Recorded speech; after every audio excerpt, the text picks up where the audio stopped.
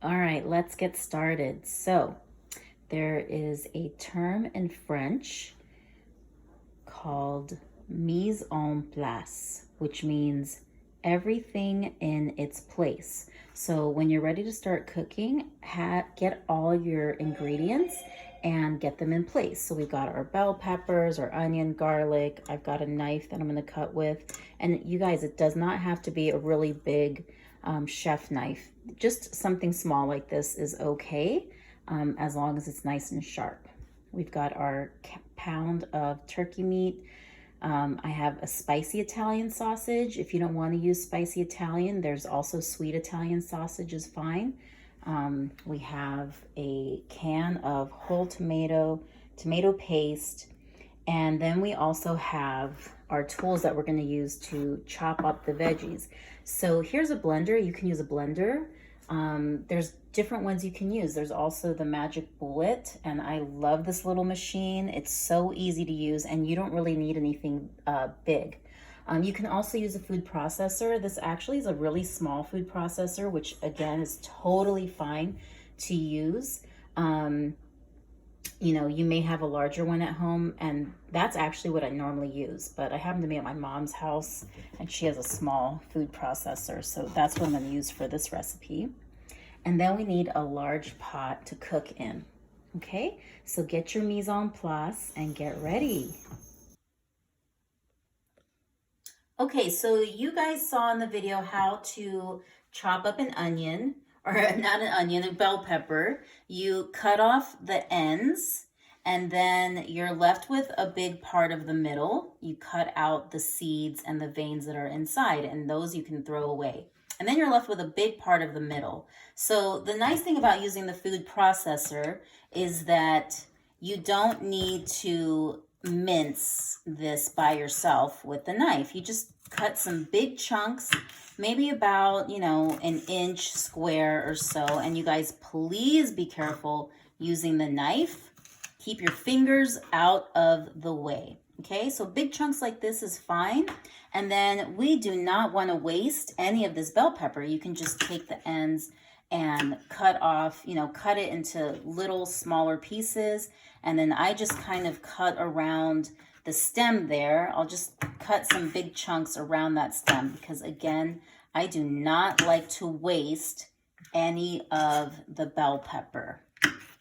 Okay, and now we're ready to chop up our onion. So same thing with the onion, we're gonna cut off the ends. So I'm gonna hold my onion kind of in a bear claw hold. They call it bear claw because you put your hands like this to keep your fingers out of the way. And again, we're gonna chop off the ends, okay? And then we need to make a little slit, not too deep, just that first layer of onion, and you're gonna peel this off. And I hope you guys don't have too strong of an onion. You might start tearing up. You might need mom here to help you with this. You may get some tears in your eyes, but a good strong onion is gonna add some good flavor, okay? Now, again, we do not have to mince up this onion on our own. We're gonna allow the food processor to do all the work. So I'm just gonna cut this in half. It's easier when it's flat. You have it on the flat side. And then I'm gonna cut it in a big chunk like this. That's totally good enough. I'm gonna take off this little peel right here, this end, and then I'm gonna go ahead again and chop some big chunks right there. That's all you need because the food processor is gonna do all the work. And now for the garlic, all we have to do is peel it. So clase, hold the blade away from you. You're gonna hold it flat on the garlic clove, and you're gonna take the palm of your hand and just smush, and the peel of the garlic comes off easily, okay? And I like garlic, so I will use, more than 2 cloves. I'm probably gonna use like 3 cloves of garlic, okay?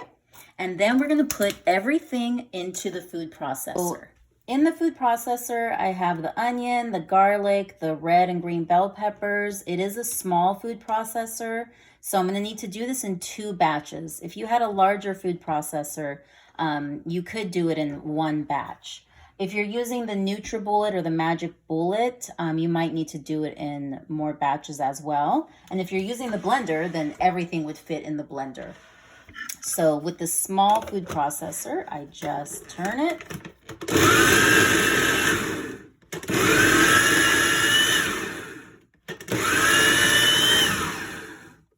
And I get some nice chunks like this, and that's what I want. Okay, so I got some oil in the pot and the oil is heating up. The heat is not too high and not too low, kind of medium high heat. And when I pour in my veggies, I'm probably gonna hear a sizzle. Pour in carefully, you guys. Carefully pour the veggies in. And as the veggies cook, they'll soften up and it won't take too long. 5 to 10 minutes of cooking here, okay? And as these cook, we're gonna add a little bit of salt, not too much, a little less than a teaspoon of salt goes in there to bring some flavor out. Okay, now I'm gonna prep my sausage. So the sausage has a little thin skin on it, and I'm gonna take the thin skin off. So you guys carefully, okay? You're gonna point your knife into the skin, and you don't have to go all the way through. It's a very thin skin. Just make a slit, and then the sausage meat will easily come out of the membrane. So we're gonna take that out, and that'll be ready for later. Okay, so the veggies are cooking. They're getting soft. They've probably been cooking about 5 to 7 minutes. So now I'm ready to add the meats. So I'm gonna go ahead and add the sausage and the turkey meat, okay? And then with my wooden spoon, I'm just gonna kind of break things up a little bit. You might wanna wait for it to cook a little bit longer before you start breaking it up, but you can go ahead right away and break up the meats. And then kind of give it a tumble in there with the veggies. And I'm also gonna add some salt and pepper right now. So here I've got a little bit of pepper that I'm gonna sprinkle in, and about a teaspoon. I don't really measure it too much, but about a teaspoon of pepper and about another teaspoon, a little less than a teaspoon of salt, because we've already added salt before. And that's it.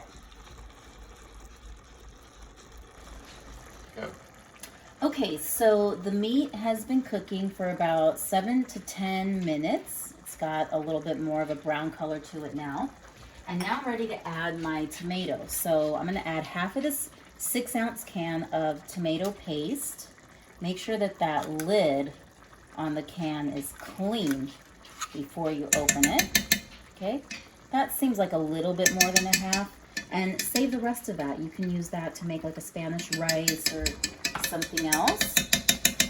And then I'm going to add the juice from this can of whole tomatoes. I prefer to use whole tomatoes in my spaghetti, and the juice is kind of thick. I'm not getting a ton of juice in here. I'll probably get more later. The lid, I did clean off the lid.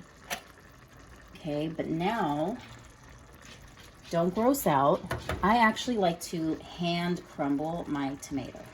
I don't put it in the blender. I don't put it in the food processor. I actually like to take my hands. My hands are clean, of course. And I like to just hand wreck them. Now, if this is too gross for you, you guys, you can put the tomato in the blender to blend it up and make it nice and, crumbled up. Or you can use the food processor again. I would just stick with the food processor if that's the tool that I've already been using, or if I've already been using the blender, then that's what I'm gonna use. But take that whole tomato, oop, careful, look how the juice came out. So be careful, because that does happen, and I am wearing an apron, okay? So I'm gonna hand crumble all of these tomatoes, and just to save some time here, at this point, I am now ready to add the spices. So I have thyme, and again, I do about a teaspoon, but I don't really measure it, you guys. I just kind of eyeball it. I'm so used to making this recipe that I don't really measure it out. So I'll just sprinkle it in, and then while it's cooking, I'll taste it, and I'll see, maybe it needs a little more oregano, maybe it needs a little more thyme, maybe it needs a little more basil, but usually that's pretty good as is, okay? And I'm gonna go ahead and get back to crumbling my tomatoes into the sauce. Okay, so the tomato has gone in. I've crumbled up all the tomato and I added the rest of the juice from the can. And now I'm gonna throw in 2 bay leaves. And I took a carrot, and I didn't peel all of it. They do say a lot of the nutrients is, on the area that gets peeled off. So, but I put the carrots in to add some natural sweetness to the sauce, because with all the tomato, the sauce can be very acidic. It can have a lot of acid.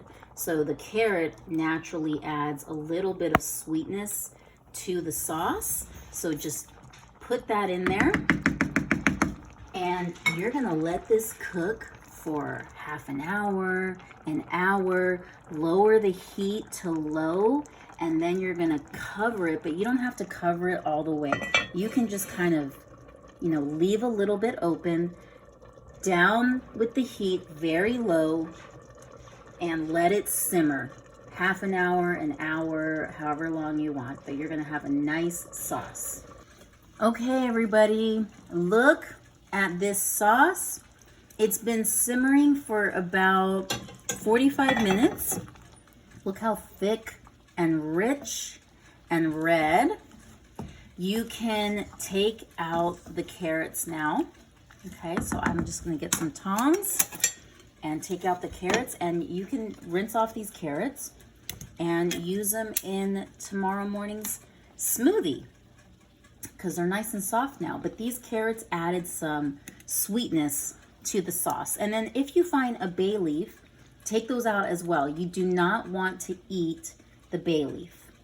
Now have a parent or guardian help you boil up some pasta and grate up some Parmesan cheese, and you guys are gonna have an amazing dinner. Buen provecho, bon appetit.